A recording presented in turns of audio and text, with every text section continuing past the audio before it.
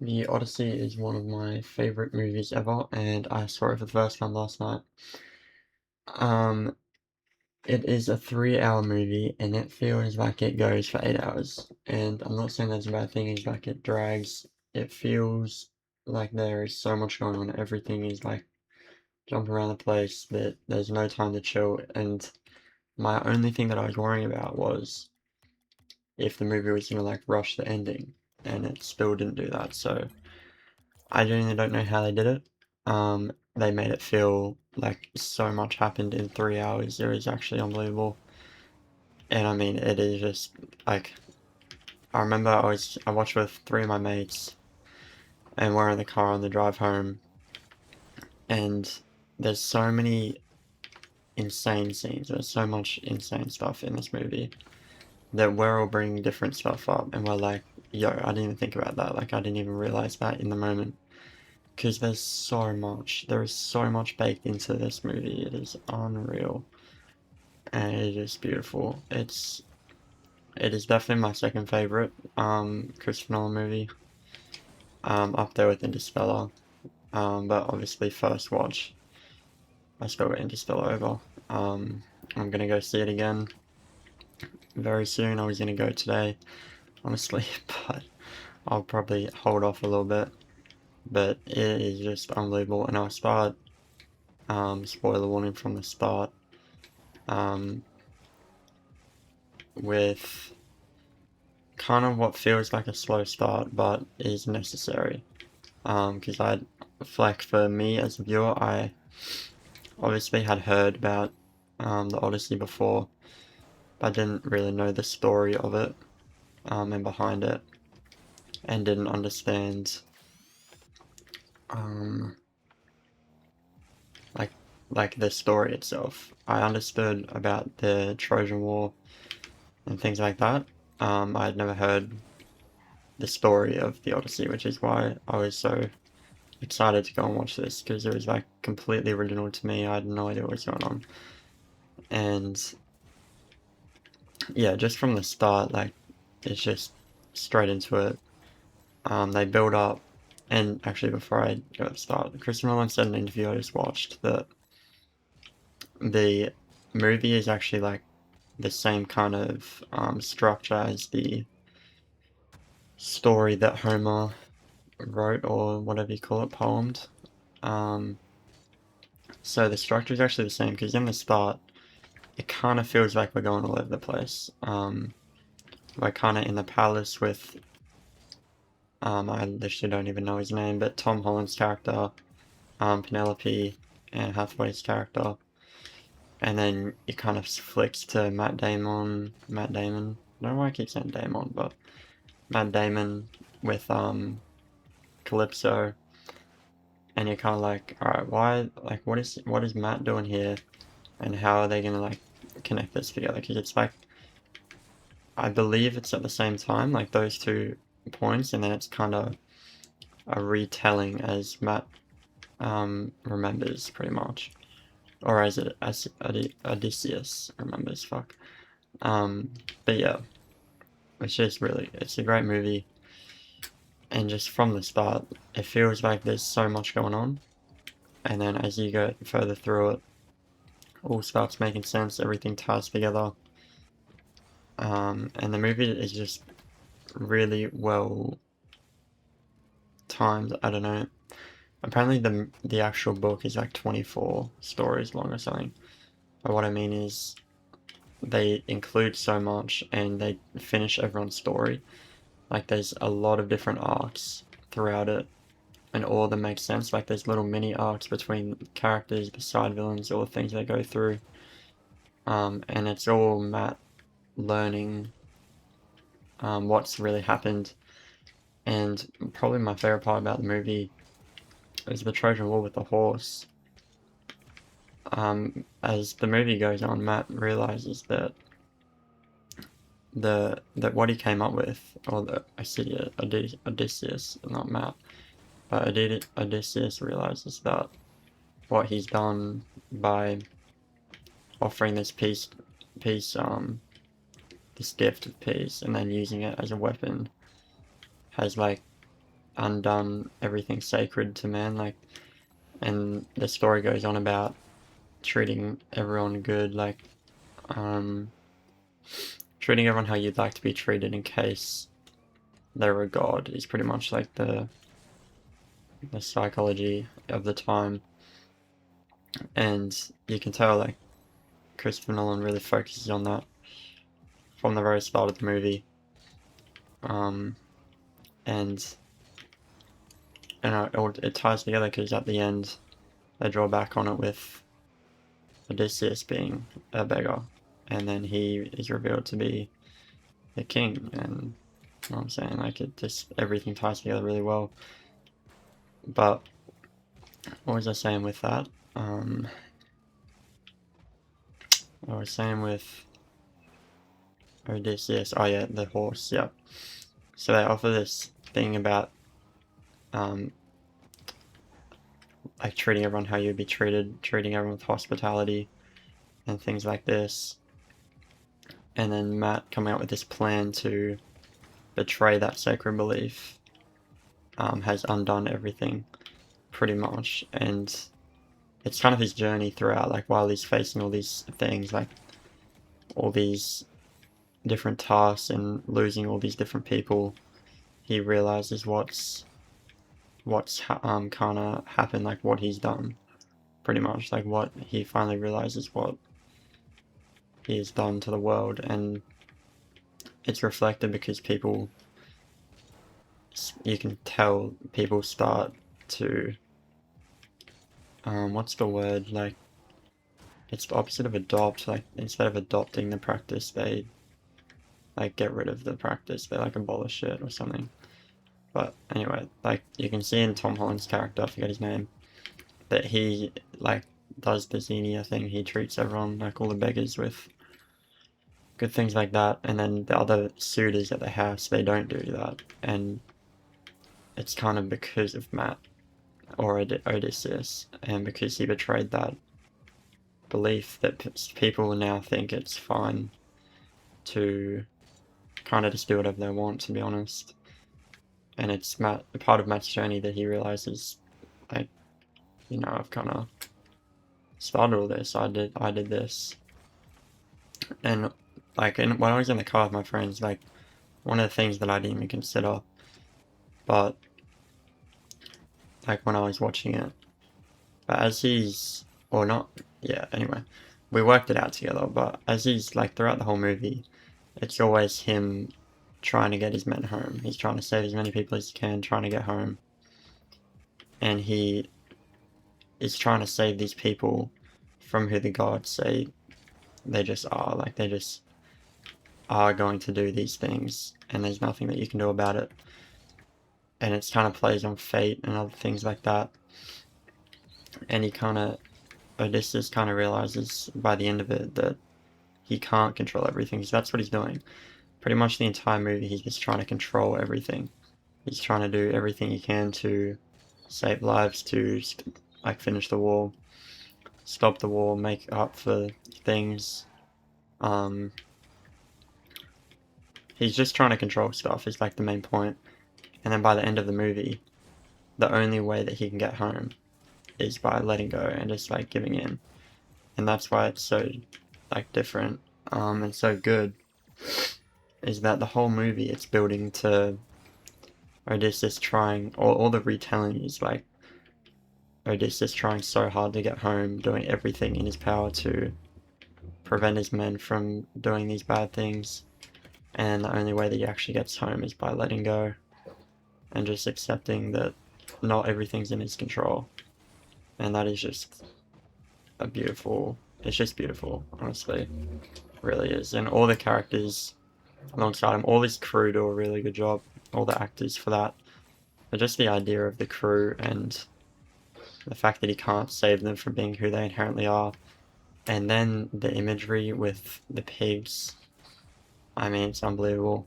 And then one of the things that I said to my friends afterwards was, I kind of wish that when they were in Cersei's hut, they kind of did more wrong. Like, I thought, like, something was going to happen, like they were gonna hit her, like force her to feed them or something like that. But they didn't really do that. And then once Odysseus realizes that something's wrong, he heads up, and then they're all converted to pigs at this point. We understand that, but Odysseus doesn't know. Well, I don't think he does know. He kind of seems a bit suspicious, but eventually figures it out. But anyway, he kind of just oh, what's it called? Oh, Cersei thing with the guys, the pigs. Oh yeah. So Odysseus asks her, "Did they hurt you?" Whatever it is, and she just goes, "No, but they would have." And I didn't remember that. I didn't even like hear that. And my friend brought it up, and I was like, "Bro, what? That is deep." Like, they didn't even need to show that they would do wrong, because they just played on the fact that the stereotypes of the time and like who they kind of were, like veterans of a war and whatever it is. So I mean, that scene is really well done. That scene is really well done.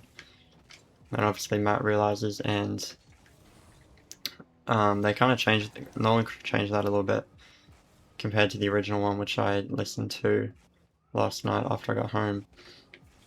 The way that he gets her to bring them back or change them back to humans is a lot better than I think in the actual original story itself, but that's just my opinion. But also the score was just phenomenal throughout it. I think Matt did an outstanding job. I don't think anyone else could have done a better job, which could be glazed. Some people were saying that his performance didn't really require too much, but I don't know. Through a lot of the scenes, you can see how emotional he is, and especially like his lines he delivers are just so good. After the sirens, he says about how what he heard was all the things that he's caused. I forget what the exact dialogue was, but it was insane. It was really good. It was a really good line that he was saying. You could hear the emotion, like they just like showed him or made him hear all the things that he had done wrong, and that's when he kind of starts to realize and goes on his arc of realizing like what he's kind of done by betraying the sacred rule of treating everyone as if they were a god or as you would treat yourself. So it's just really good. And then some of my other favorite parts is when he comes home and the dog is waiting at the front for him, and he is so old, he's like 20 years old, whatever it is, and he has stayed alive until Odysseus comes back, and you can just see the little dog's like tail start wagging. Like not enough to, like he doesn't have the strength to get up, but it is a beautiful moment, and that's when Tom Holland's character realizes that's his father, and that was a good moment. That was a really good way to reveal it. I feel like it's kind of obvious that the dog was going to play a part. I still think it should have been exactly how it was. I feel like the changes that Nolan made were necessary and made it not a better story, but definitely made it a more entertaining story and more like not complete, but like made everything kind of fit together a lot nicer. Like it made sense that Tom saw that after hearing from the blind man that that dog only liked his master, which was his father. And then he sees him with the dog once he comes back, and he's like, "That's my father." Like that makes sense. It's good. Rather than in the original, I'm pretty sure he just like Odysseus literally just tells Tom, "I am your father," like Darth Vader shit. I didn't really like that. I kind of liked the way that Nolan did it for sure. What are the other things I like? The sirens was good. Ah, one of my favorite scenes was when they go to hell or go to the edge of the living world, whatever it's called, and then they bring these offerings and the dead come to talk to him, and it's the young kid first, and like starts talking to him. I forget exactly what he says, but it's a really like deep conversation. It's just a really tough conversation with Odysseus, like saying or trying to plead with him why he didn't tell him that they were inside the horse and how he needed him to believe and things like that. And then eventually he says that he's going to return the thing that they used to lottery him to his brother, which ended up happening before Odysseus killed him, which is kind of sick. But not just that, the second guy that they spoke to, which was the actual like big general, I forget, Agamemnon or something. Oh my god, so he was sick, bro. He had so much aura, I can't even cap. I thought like he was gonna be the bad guy. I was saying this to my mates. I thought he was gonna be the main antagonist. The bad guy sounds like so childish, but I thought he was gonna be the main bad guy. But he actually wasn't, and I kind of liked the fact that Odysseus wasn't the big general, right? Like he was just one of the generals in the war, the strategic general who came up with the plan. But he wasn't the big leader, right? He wasn't the big leader. He just had his own crew of Greeks, and I feel like it was really good for him not to be the main guy. Like it's not, the story isn't focused around the biggest leader of the group, which I think was really good. But yeah, back to that scene. He tells him how he died, how his wife killed him when he got home, and how his mistake was returning home and thinking everything would be fine. So then Odysseus learns from that, and instead of trying to like come home as if nothing has changed, he disguises himself as a beggar and then starts working from the inside to work out the loyal servant suitors, and the suitors that are like eating all his food, eating all his wine, everything like this. Like, it's really well done how that ties together and how they help each other in that moment. It's really good, and how Odysseus kind of learns from the other characters and even their own mistakes, the other characters' mistakes.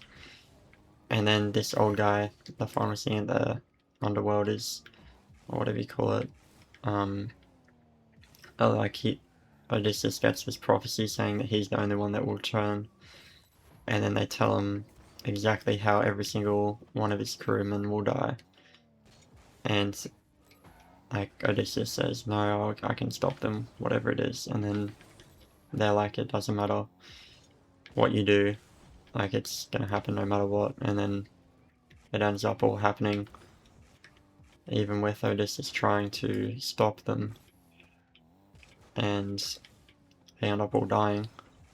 And Odysseus is the only one that survives, and then eventually winds up with Calypso, who takes him, heals him up, and then eventually sends him back once he's finally ready, which I think was a really good arc that he kind of had to go through to realize that, because throughout it he was also saying how he's not ready if he doesn't know if he wants to go home yet. He doesn't know if he's ready to go home, which I think was really cool how they played on that as well. And then eventually he came home after realizing all these things, gone through all these different arcs and things like that. And there's just so much that like it's, I know I've missed so much that I need to go and see it like at least one more time. Like there is so much meaning and everything baked into this movie. It's so unbelievable. It's just phenomenally done. Like such a good movie. And definitely my favorite so far this year, that's for sure.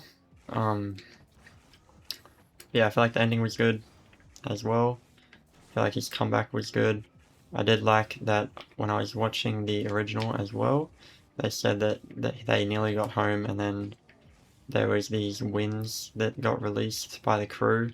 Did not like that. I liked that Christopher Nolan did not go with that. I feel like it was a little bit too not grounded, which kind of makes sense because, you know, Nolan's going to be as grounded as possible, and I feel like the magical elements were done really, really well to make them feel like they could be real. And even the Cyclops was done really well as well, because he was kind of humanized, with Poseidon being his father, and then they end up like stabbing him, whatever it is, and then eventually they get stuck out on sea, and they finally get home, or Matt finally gets home, and yeah, I mean, I just need to go see this again. I just need to go see it again, I can't lie.